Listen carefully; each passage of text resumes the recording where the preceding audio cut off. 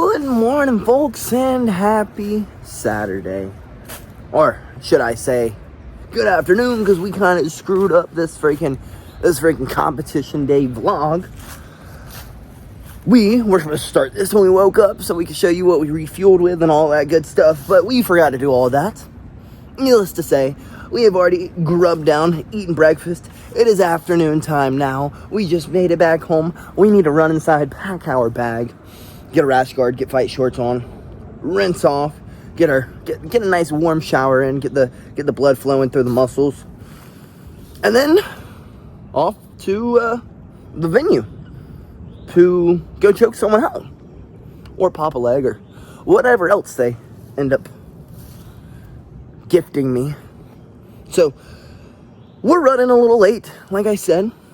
I've kind of screwed this whole entire freaking competition day vlog up. So with that being said, before we screw the competition day up, let's go clean up or rinse off and hit the freaking road.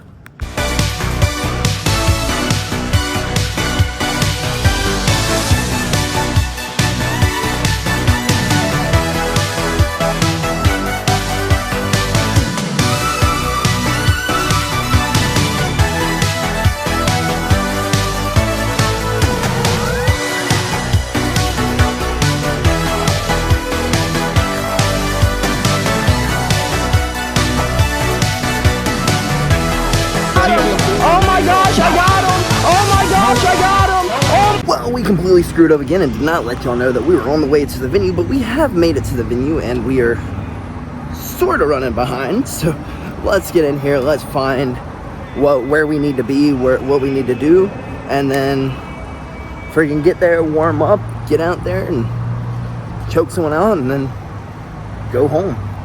Or antiquing. I think we're going antiquing. Anyways, I'll catch y'all after this match.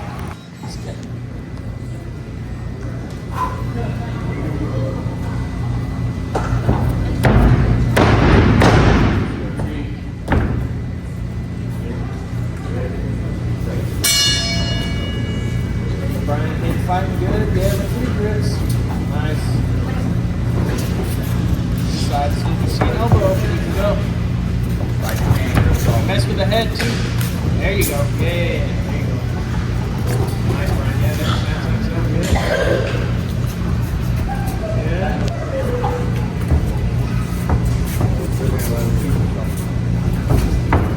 Inside. Yeah, there you go. It was on your left side. You can always elbow pummel there.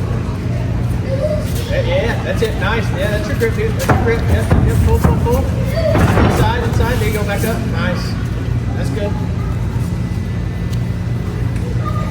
Next time, go hips forward, shoulders back, and elevate your feet. There you go. Yeah, nice. Get inside. Nice. Grip up. Head in. Good. Nice. Yep. Play off of that too.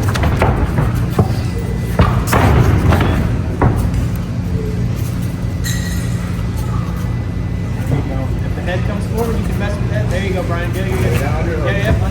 Good. Crunch. Good. Yeah. Crunch and sweep. On top, Brian. Good. Now you're passing, buddy. Good. Push the legs. And now when you're ready, yeah. Left arm goes under that space there. You can also take your arm and pummel over the front of his shin. You can grab his shin with your left hand and pummel your elbow over if you want. Yeah, there you go, Brian. Nice, dude. Good. More trap, good. Now we can take the back here. Roll, yes, nice. Good, stay on top, Brian. Good. Nice, heavy, past the hips, You're good, dude. Yeah, keep walking, drop your hip on that frame. Good, very nice. Good, that's it, Brian. Nice and smooth. Hey, you got head and arm there. Get ready to take the back when he turns. Yes, sir. Good. Drop your shoulder here, Brian. Push the knee in. Wrap that knee up. There you go. Drop your left elbow a little deeper, Brian. Make it turn. There you go. Nice. Now you can finish the ricotta, or you can go here and go for the rear naked. Tripod. Nice. You're on it. Just stay tight. Stay tight. You got it. Just keep it there, Brian. Finish. Hold it. Fight the elbow. Push the elbow up. There you go. All right. Get your legs in, Brian. You good? Good. Nice. Right there, T. Let's go power half and break him down onto your right side. Yeah, there you go. Nice. Break that down. Good.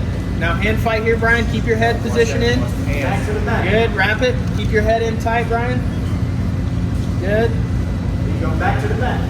Beautiful work, Brian. Keep it in there. Good. Keep your head in tight. Good. Shoulders to the mat. Good. Stay on it, Brian. You're good. Yep. You're good. Grab the hand.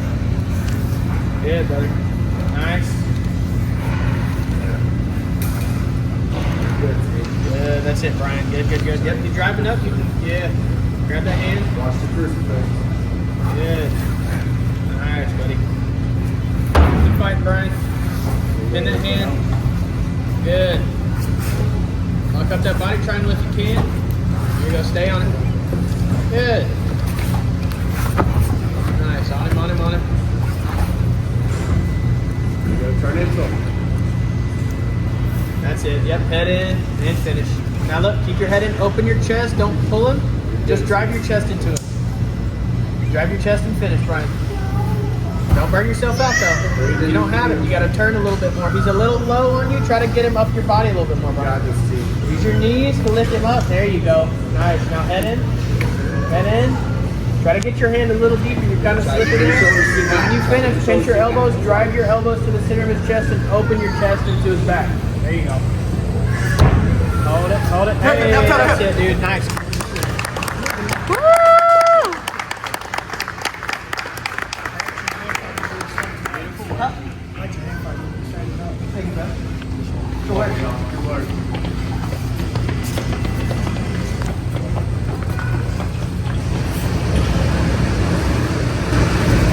My friend, maybe the best coach. Yeah, I will say. The third match of the main card was decided by submission, rear naked choke. BillyGoat!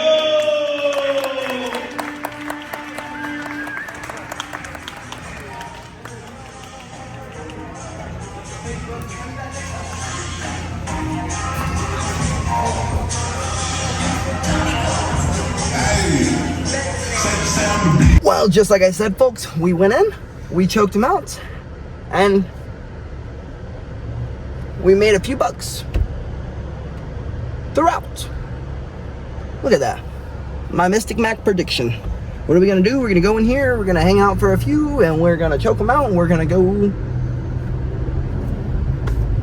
I don't know, antiquing for a few.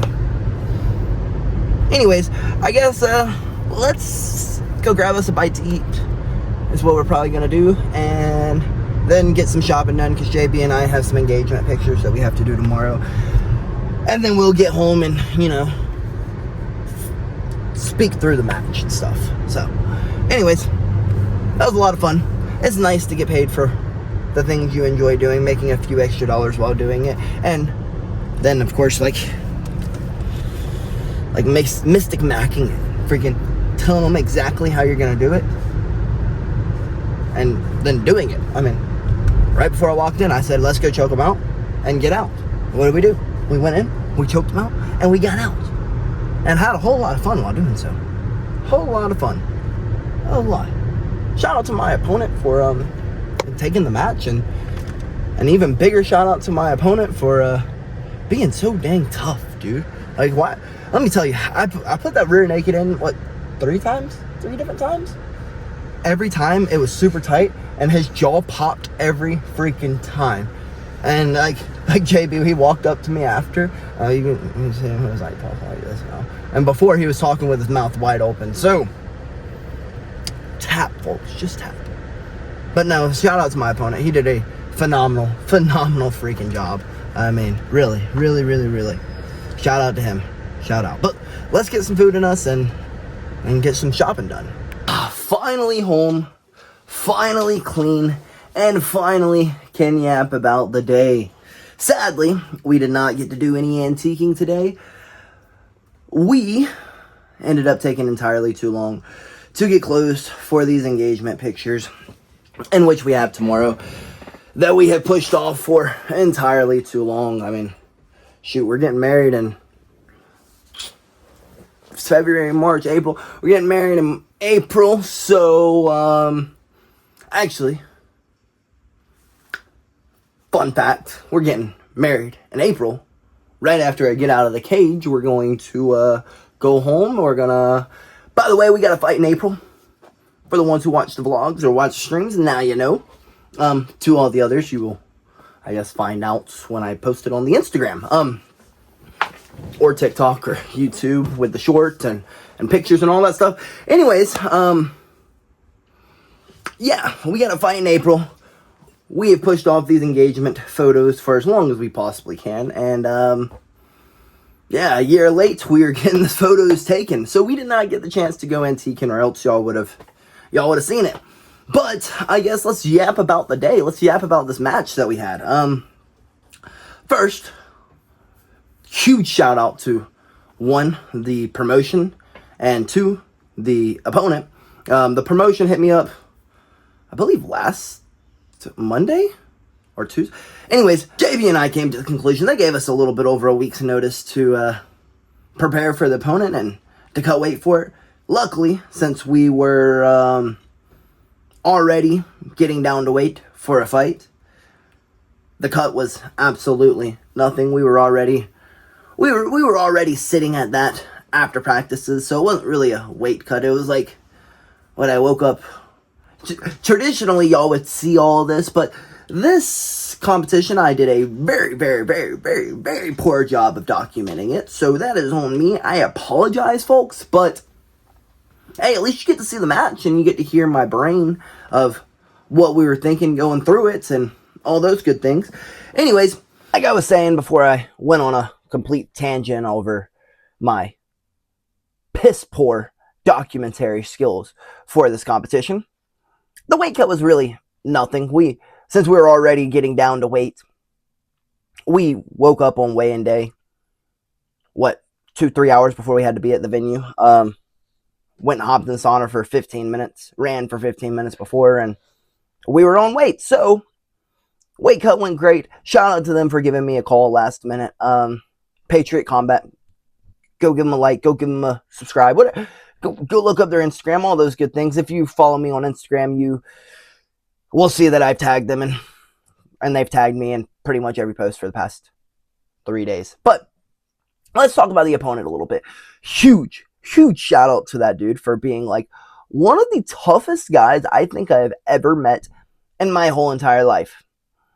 The reason why I say that is, of course, he wasn't a bad opponent. Like, it wasn't like he wasn't skillful, because he's skillful, definitely is skillful. For example, last year he had 2 matches on the card, and one of the matches he popped a guy's arm, and the next match he put the matchmaker to sleep. So he definitely has skills. We're not saying that he doesn't have skills.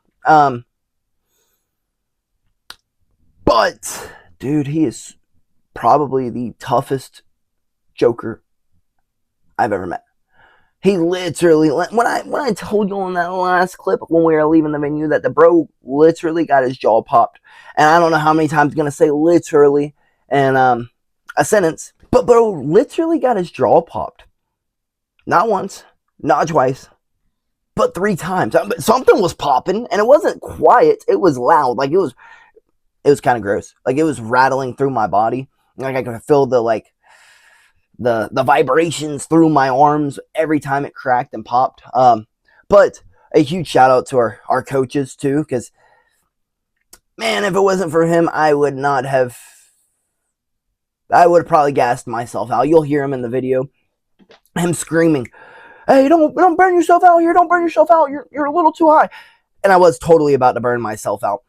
Not that I didn't know I was too high, but that, man, I just kept hearing his face crack, and his jaw crack, and his neck crack, and maybe his nose crack. I don't know. Stuff crack. And I was like, dude, he's done. He's done. He's cooked. He's over. He is over. And then I heard him scream that, and I was like, I am kind of fatiguing my arms out a little bit here. Like, they're kind of getting fatigued here. We should probably listen to him.